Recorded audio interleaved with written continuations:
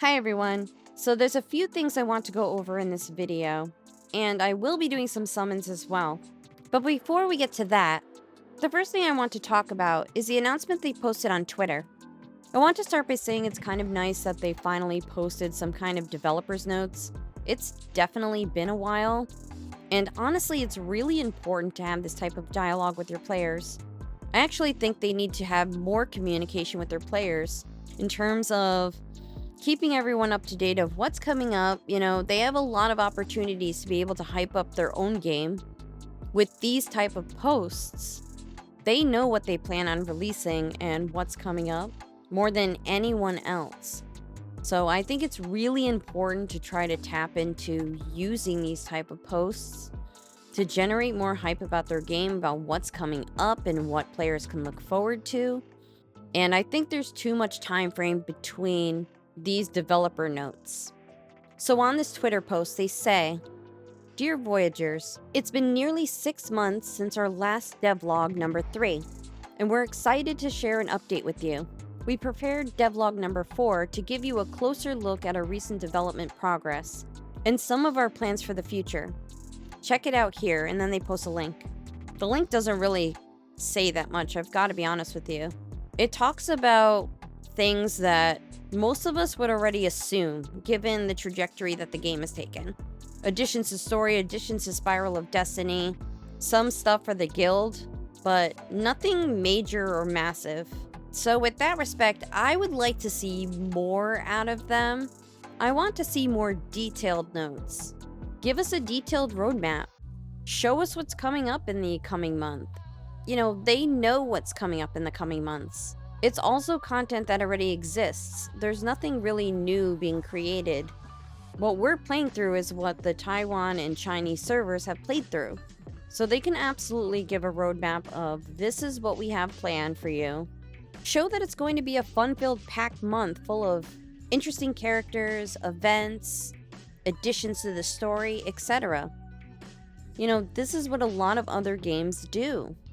It's sort of an expectation players have now playing these games. A lot of other games use live streams to promote what's going to happen in the next patch. If you think of Hoyoverse and Wuthering Waves, all of those games use live streams to promote their games and generate hype around the incoming patch. That's why there's consistently people wanting to play the game, because there's always something new coming up. It's promoted.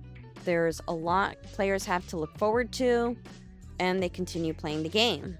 It makes them want to continue to play the game. The same goes for Epic 7. They used to do live streams. Now they just use a video format where they put together a video to generate hype around what's in the next patch. They do short little blips in the video of what the content is, what's to look forward to. These are all the upcoming banners. These are the events. And honestly, even that's very effective.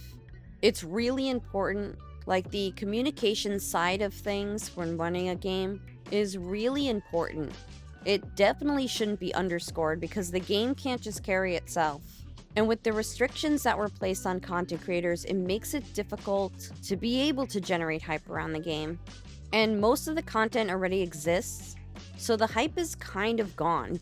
A lot of fun about the characters has been completely removed because they're already sized up as being good or bad.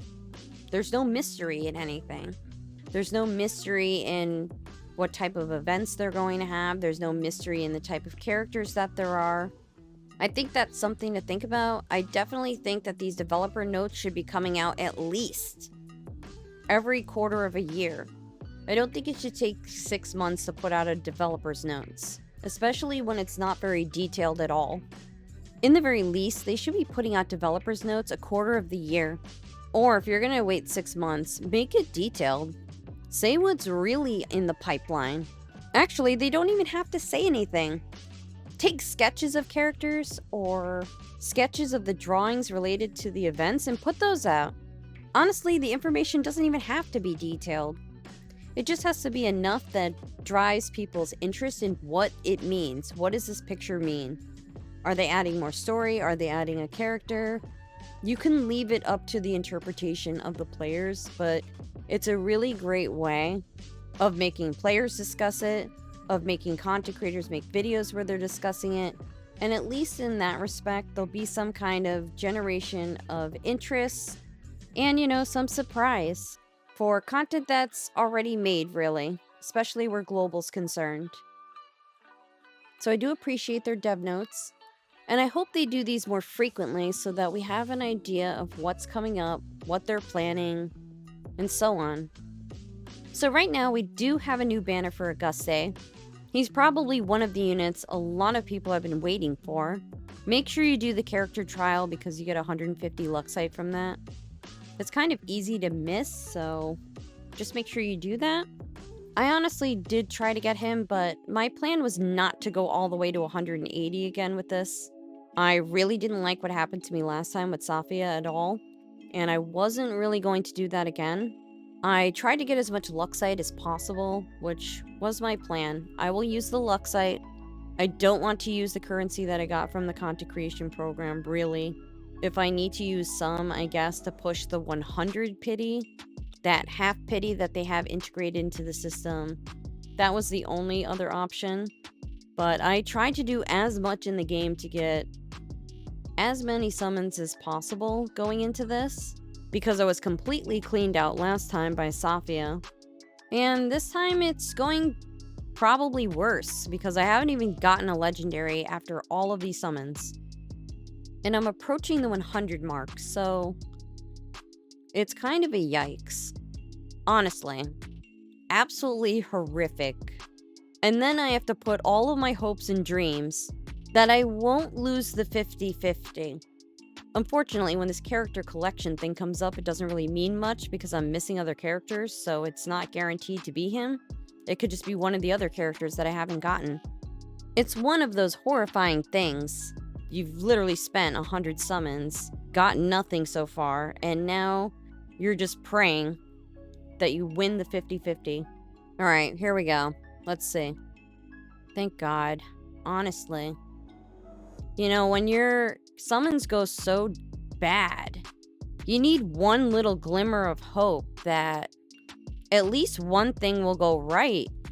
And I definitely was not going to go to 180 again to try to get the character. I was just gonna let it go and possibly summon maybe a little more afterward. I was gonna see how much Luxite I could get and then go from there. But luckily I was able to pick him up, and at least I dodged my Stalker, Samantha. I think I would have thrown my computer out the window if Samantha popped up instead of Auguste, I'm not gonna lie. So I hope if you were summoning for him, you got lucky and got him. If not, there's still time to do some more summons. The banners are up for 2 weeks. So if you're summoning, good luck. I hope you're able to pick up whoever you're looking for. Thank you so much for watching. Don't forget to subscribe, and I'll see you soon. Bye.